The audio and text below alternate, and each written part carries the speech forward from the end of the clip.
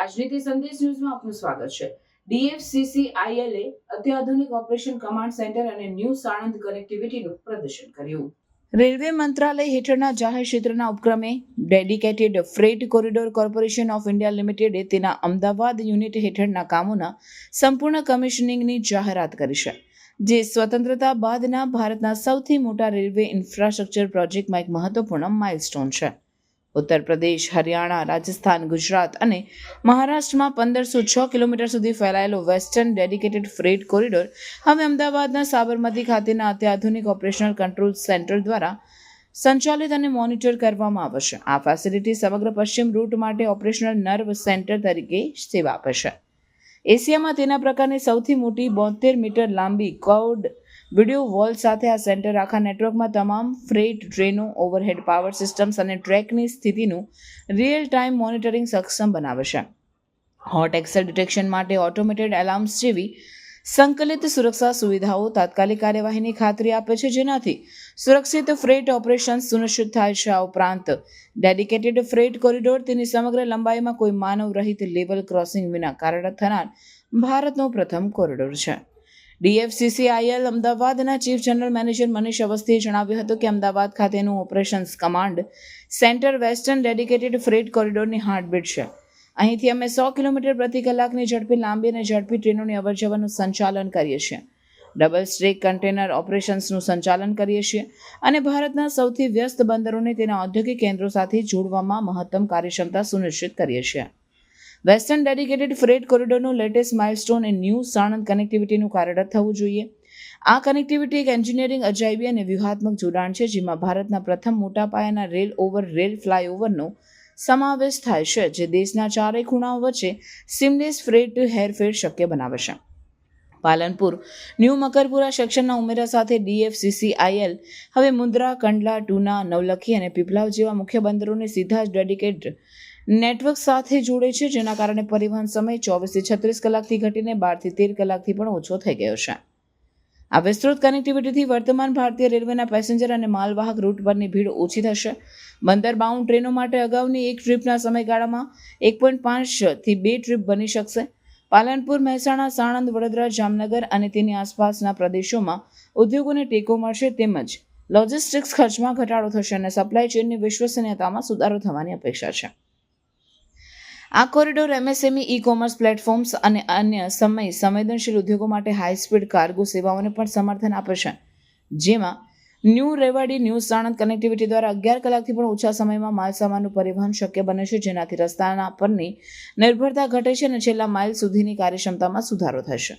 આ ઉપરાંત પાલનપુરથી રેવાડી સુધી માત્ર 10 કલાકમાં ટ્રક ઓન ટ્રેન સેવા દ્વારા દૂધના ટ્રકોનું સંચાલન પણ સક્ષમ બનાવે છે। આ dedicated time bound freight corridor traditional route પર ટ્રાફિક ઓછો કરવા અને મલ્ટીમોડલ લોજિસ્ટિક્સના વિકાસને ટેકો આપવા માટે એક મોટું પગલું છે, એમ અવસ્થીએ ઉમેર્યું। ડેડિકેટેડ ફ્રેટ કોરિડોર પ્રોજેક્ટ, જેમાં 1337 કિલોમીટરનો ઇસ્ટર્ન ડેડિકેટેડ ફ્રેટ કોરિડોર અને 1506 કિલોમીટરનો WDFC સામેલ છે અને તેને ભારત સરકાર દ્વારા એક આઇકોનિક પ્રોજેક્ટ જાહેર કરવામાં આવ્યો છે। આજની તારીખ સુધીમાં કુલ 2741 રૂટ કિલોમીટરમાંથી 96.4% કમિશનિંગ થઈ ચૂક્યું છે। डेडिकेटेड फ्रेट कोटा का ईस्टर्न का पार्ट पूरा हो चुका है। वेस्टर्न में जो लास्ट काम बचा 102 किलोमीटर का, वो जल्दी खत्म हो जाएगा। तो ये कंट्रोल रूम की बात है, कंट्रोल रूम शुरू हुआ कितना टाइम? इस कंट्रोल रूम का मार्च में 2023 में शुरू हुआ था और इसको हमारे प्रधानमंत्री आदरणीय मोदी जी ने राष्ट्र को समर्पित किया था। ये अपने आप में मोस्ट मॉडर्न और स्टेट ऑफ आर्ट टेक्नोलॉजी से बनाया गया कंट्रोल रूम है। विश्व के बेहतरीन कंट्रोल रूम से एक है। इसमें हम पूरे वेस्टर्न डेडिकेटेड कॉरिडोर के सभी ट्रेनों की लाइव मॉनिटरिंग कर सकते हैं, ट्रेन्स की, उसके बाद सिग्नल्स की, जो ओवरहेड ट्रैक्शन है, सबकी मॉनिटरिंग नहीं हो जाती। कनेक्टिविटी में कुछ नया अभी और अभी हमने एक नई चीज़ डेवलप करी है, वो सालन का कनेक्टिविटी है। एक ऐसी कनेक्टिविटी है जिसमें कि हमने रेलवे पे सरफेस क्रॉसिंग किए बिना हमने रेलवे के दोनों एंड को हमारे दोनों एंड जोड़ा है, 2 फ्लाईओवर और 4 सरफेस लाइन से। ये अपने आप में न्यू मार्वल है और इंडियन रेलवे का पहला इस टाइप का क्लोवर टाइप की कनेक्टिविटी है। इससे अर्थतंत्र में कितना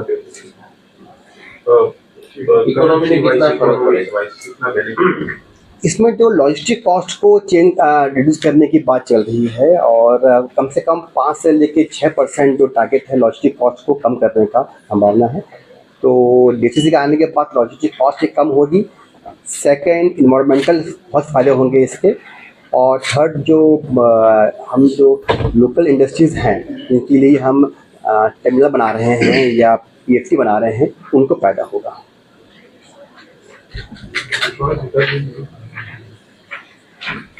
सर, ये साणंद वाले भी जरा ये बताइए ना, जो आपने 4 जो सरफेस लाइन जोड़ी हैं, 2 फ्लाईओवर जोड़े हैं, इसकी टोटल लेंथ क्या है दोनों साइड से, और कहाँ से आपने स्टार्टिंग किया है, कहाँ तक? मैं आपको इसलिए दिखाता हूँ इसी में ये लगभग 20 किलोमीटर की ये है, ये इसमें लिखा हुआ है।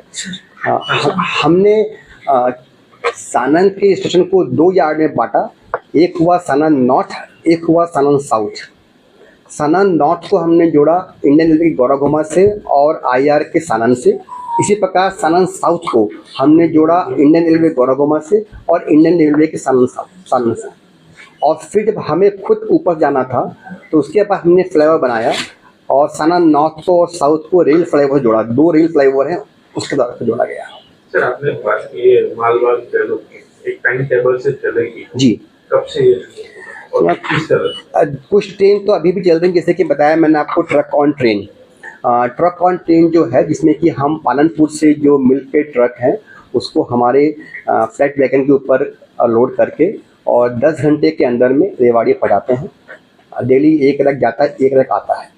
इसी प्रकार से जो हमारा हाई स्पीड कार्गो शुरू किया हमने NMG रैक्स का, वो अहमदाबाद में सानन नॉर्थ से वहाँ पे अमेज़न की लोडिंग होती है और वो भी लगभग 11 घंटे में दिल्ली पहुँचता है। एक रख जाता है, एक रख आता है।